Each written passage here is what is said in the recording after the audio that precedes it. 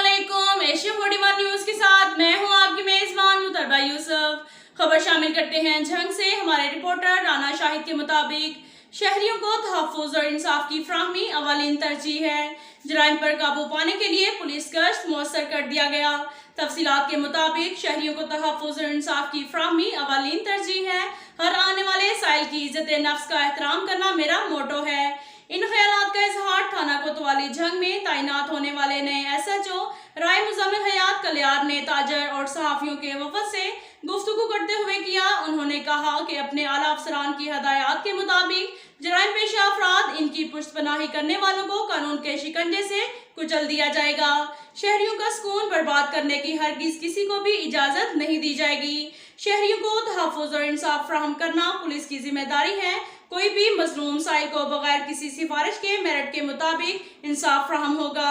ताजर बरादरी और समाजी हलकों की जानिब से राय मुजम्मिल हयात कलियार की तैनाती को बहुत सराहा गया और इनका कहना था कि थाना कोतवाली में बढ़ती हुई वारदातों की रोकथाम के लिए राय मुजम्मिल हयात कलियार जैसे नडर और क्राइम फाइटर SHO की बहुत जरूरत थी। अब तक के लिए इतना ही काफी है। मिलते हैं अगले बुलेटिन में, हमारे साथ रहिएगा। अल्लाह।